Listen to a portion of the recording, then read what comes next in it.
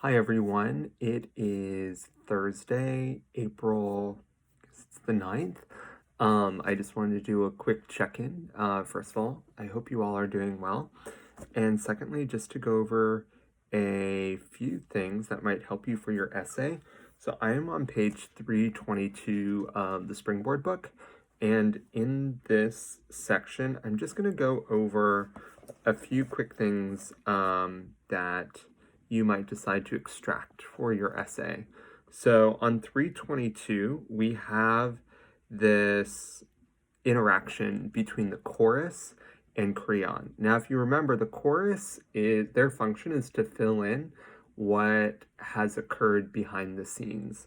So it starts off they on the very first section. They are addressing Antigone. So the interaction is first between the chorus and Antigone. And it's interesting because they address Antigone as "you poor girl, daughter of Oedipus, child of such a father, so unfortunate. What's going on?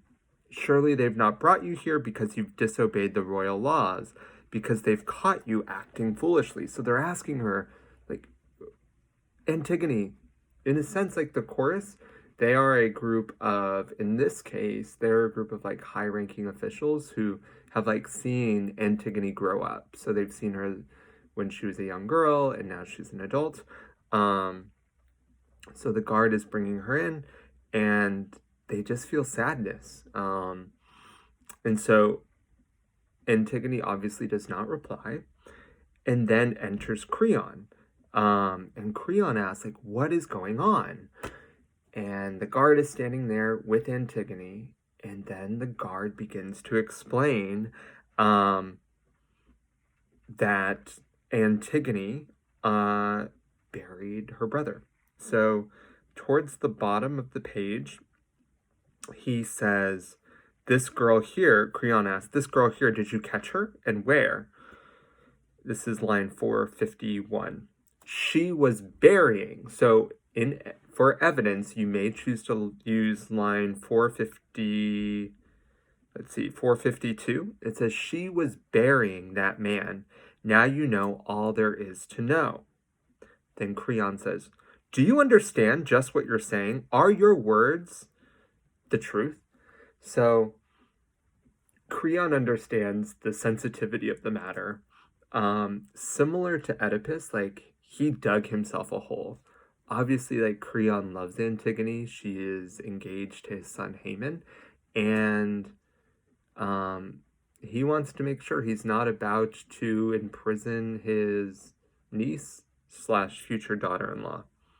So the guard says, "We saw this girl giving that dead man's corpse full burial rites, an act you'd made illegal. Is what I say simple and clear enough?" And then he asks, "How did you see her? Catch her in the act." And then he begins to explain. So 423 is the long explanation of how they saw Antigone burying her brother.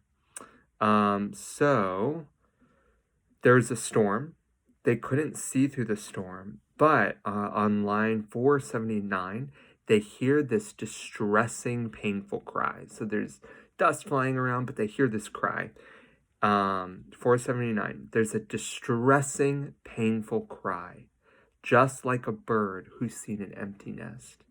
And so this line kind of stands out to us because we see the heart of Antigone. She is heartbroken over her brother. And they compare her to a bird.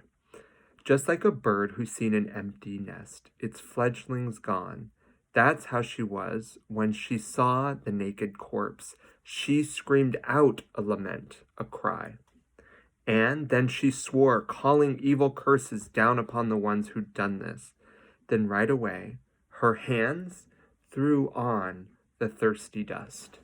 So I know we all use this term thirsty, thirst trap, whatever. But like here, like the dust is thirsty to like cover the corpse to guarantee that he will have the burial rites that he deserves. And so she throws it on him, and it's like this connection point of the dirt meets the body so that his soul can pass on.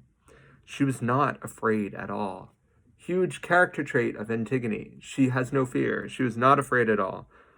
We charged her with her previous offense as well as this one. She just kept standing there. She didn't run. She stood there, denying nothing.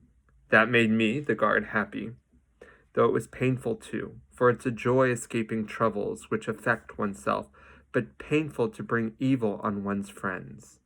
It's interesting because the guard, right, they had to find out earlier, if you had read earlier, they understood that the body was buried, but they didn't know who, because it was over a span of several days. And so the guards were going to be accused of the burial. So he's relieved. He's not going to get in trouble.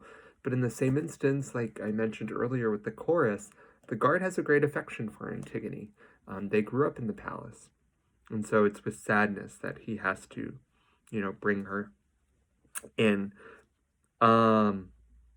So Antigone, line 500, she doesn't try to get out of it. She simply says, I admit it.